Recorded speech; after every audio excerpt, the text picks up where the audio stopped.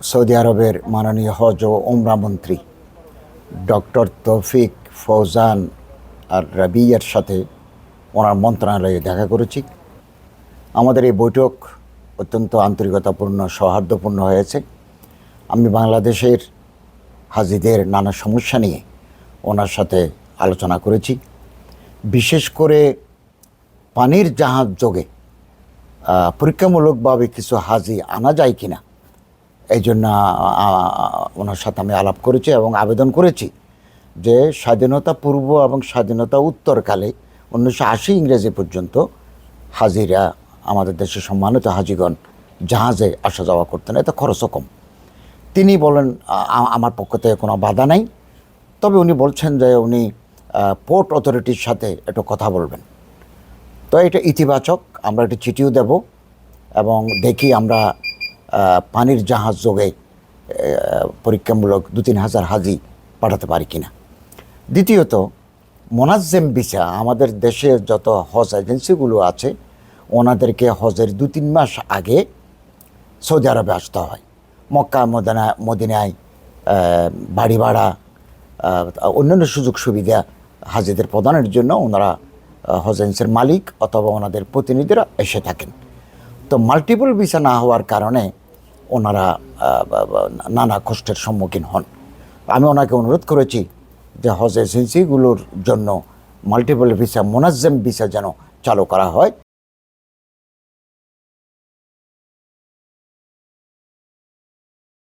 উনি এতেও সম্মত হয়েছেন, বলে যে কোনো অসুবিধা নেই, এটা আমরা চালু করে দেব।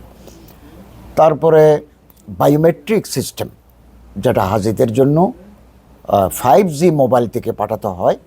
অনেক সময় একবার পাঠালে দীর্ঘক্ষণ আর পাঠানো যায় না, এতে হাজি সাহেবরা কষ্ট পান, নানা সমস্যার সম্মুখীন হন। তো উনি আমারে আশ্বস্ত করলেন যে এতে করে তিনি সিস্টেমকে আপগ্রেড করবেন এবং রোড টু মক্কা যে সার্ভিসটা আছে ওটা খুব ভালো, বাংলাদেশে এটা popular. Pre arrival immigration, Saudi Arab আসার আগে ঢাকাতে ইমিগ্রেশন হয়ে যায় এবং লাগেজগুলো তারা হোটেলে পৌঁছে দেয়। কিন্তু 2023-2024 সনে আমরা দেখলাম বেশ কিছু লাগেজ হারিয়ে গেছে, অনেক লাগেজ এখনও পাওয়া যায় নাই। আমি ওনাকে অনুরোধ করেছি এই সিস্টেমটাকে উন্নত করার জন্য এবং এমন পদক্ষেপ গ্রহণ করার জন্য যাতে হাজিদের এই লাগেজ যেন হারিয়ে না যায়। এটা লাগেজ হারিয়ে গেলে হাজি সাহেবরা কষ্ট পান, ওনাদের কাপড় চোপড় ওষুধপত্র ওখানে থাকে। তিনি আমাকে আশ্বস্ত করলেন যে আমি এটা দেখব এবং এটা যাতে না হারায় সেই ব্যবস্থা নেব। এবং এই হজ কোটা নিয়েও আলোচনা হয়েছে। উনি বললেন, উনি তো আমাদের আগেই চিঠি দিয়ে জানিয়েছেন যে এবছর প্রতি এজেন্সি 2000 করে হাজি আনতে হবে, কমপক্ষে 2000। তো আমরা বলেছি যে এটাকে কমিয়ে আনলে আমাদের জন্য সুবিধা হয়। গত বছর 250 ছিল, এবছরও যাতে গত বছর একটা রাখা হয়, আমি সেটা অনুরোধ করেছি ওনাকে। আমাদের দেশে এত বড় সংখ্যা দিলে অনেকের পক্ষে কষ্ট হয়ে যাবে। তিনি আমাকে আশ্বস্ত করেছেন যে আমি এটা দেখব, বিবেচনা করব, আমাদেরকে তিনি জানাবেন। এভাবে দ্বিপাক্ষিক বিষয়গুলো নিয়ে অনেক আলোচনা হয়েছে। তিনি আমাকে বলেছেন যে বাংলাদেশি হাজি সাহেবদের সর্বোচ্চ সেবা নিশ্চিতকরণ এবং তারা যাতে সহজে নির্বিঘ্নে হজব্রত পালন করতে পারেন, এই ব্যাপারে সৌদি কর্তৃপক্ষের পক্ষ থেকে, মন্ত্রণালয়ের পক্ষ থেকে তিনি সার্বিক সহযোগিতার আশ্বাস দেন। এবং আমি ওনাকে বাংলাদেশ সফরের আমন্ত্রণ জানিয়েছি। উনি বলেন সুবিধাজনক সময়ে আমরা বাংলাদেশ সফর করব।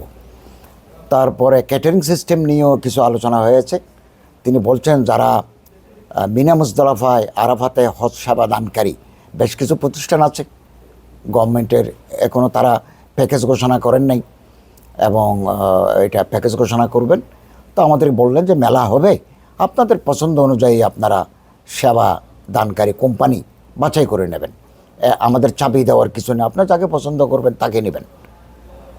এবং 13, 14, 15, 16 জানুয়ারি হজ সেমিনার হবে, হজ মেলা হবে। তিনি আমন্ত্রণ জানিয়েছেন আমাকে আসার জন্য। তো তিনি বলেন আগামীতে আরও বিস্তারিত আলোচনা হবে এবং বাংলাদেশের হাজিরা যাতে নির্বিঘ্নে স্বচ্ছন্দে ধর্মীয় ভাব গাম্ভীর্য নিয়ে পবিত্র হজ ব্রত পালন করতে পারে এই ব্যাপারে সৌদি হজ মন্ত্রণালয় অত্যন্ত আগ্রহী এবং যে কোনো ধরনের সহযোগিতা দিতে উনি প্রস্তুত রয়েছেন।